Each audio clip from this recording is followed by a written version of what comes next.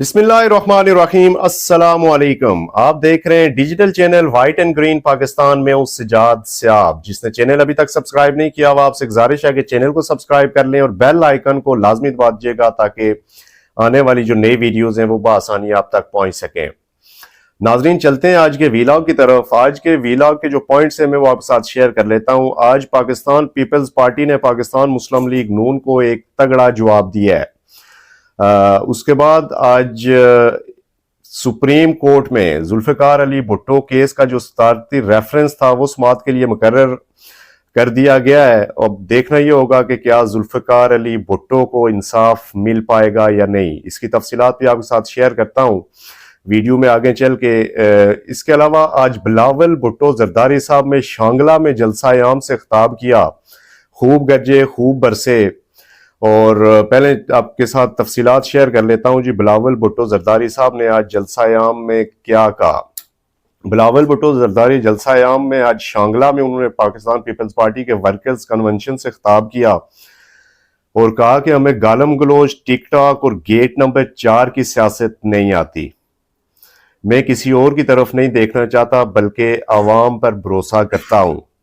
पुराने सियासतदानों को आवाम के असल मसाइल की फिक्र नहीं है बल्कि वो अब भी अना की सियासत कर रहे हैं।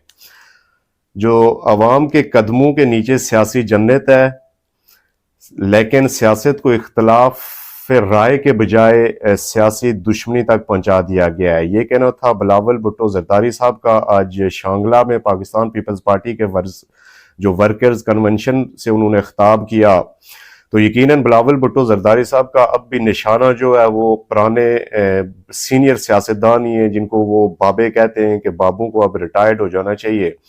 तो अभी तक बिलावल भुट्टो जरदारी साहब की लाइन वही है। नाजरीन, इसके बाद पीटीएम के रहनुमा मंजूर पश्तीन को 7 रोजा जिस्मानी रिमांड पर पुलिस के हवाले कर दिया गया है। गुज़श्ता रोज चमन में मंजूर पश्तीन को एहलकारों पर फायरिंग के इल्जाम में गिरफ्तार किया गया था, जिसके बाद इन्हें कोयटा ले जाकर कानूनी कार्रवाई के बाद सूबा बदर करने का फैसला किया गया और इन्हें इस्लामाबाद पुलिस के हवाले कर दिया गया है, जहां उनका आज अदालत में पेश करके 7 रोजा जिस्मानी रिमांड ले लिया गया है। पाकिस्तान पीपल्स पार्टी ने आज मियां मोहम्मद नवाज शरीफ का जो दौरा बलूचिस्तान था, गुज़श्ता दिनों उन्होंने दौरा बलूचिस्तान किया था और वहां पे बाप पार्टी के कुछ रहनुमाओं ने मुस्लिम लीग नून में शमूलियत इख्तियार की थी। तो उसका जवाब आज पाकिस्तान पीपल्स पार्टी ने दिया है। लाहौर में साबिक सदर आसिफ अली जरदारी से बलूचिस्तान के साबिक वजीर आला अब्दुल कुद्दूस बुजुंजू साहब के सरबराही में एक वफद ने मुलाकात की और उसके बाद उन्होंने बाज़ाब्ता तौर पे पाकिस्तान पीपल्स पार्टी में शमूलियत का ऐलान किया है। तो ये था आज पाकिस्तान पीपल्स पार्टी का जवाब मुस्लिम लीग नून को कि बलूचिस्तान से उन्होंने आज एक बड़ी विकेट जो उड़ाई और पाकिस्तान पीपल्स पार्टी में उन्होंने शामिल किए। और इनके जो वफद था उसमें तकरीबन 10 रहनुमा ऐसे थे जिन्होंने पाकिस्तान पीपल्स पार्टी में शमूलियत का ऐलान किया है। नाजरीन, अब चलते हैं जुल्फिकार अली भुट्टो केस। क्या जुल्फिकार अली भुट्टो को इंसाफ मिल पाएगा? तो जुल्फिकार अली भुट्टो कत्ल केस पर सदारती रेफरेंस सुप्रीम कोर्ट में 11 साल के बाद समाअत के लिए मुकर्रर कर दिया गया है। साबिक सदर आसिफ अली जरदारी ने अप्रैल 2011 में सदारती रेफरेंस सुप्रीम कोर्ट में दायर किया था। चीफ जस्टिस ऑफ पाकिस्तान काजी फायज ईसा साहब की सरबराही में सुप्रीम कोर्ट का 9 रुकनी लार्जर बेंच 12 दिसंबर को जुल्फिकार अली भुट्टो केस की समाअत करेगा। साबिक वजीर आजम जुल्फिकार अली भुट्टो से मुतल्लिक सदारती रेफरेंस में 5 सवालात पर मबनी ये सदारती रेफरेंस है।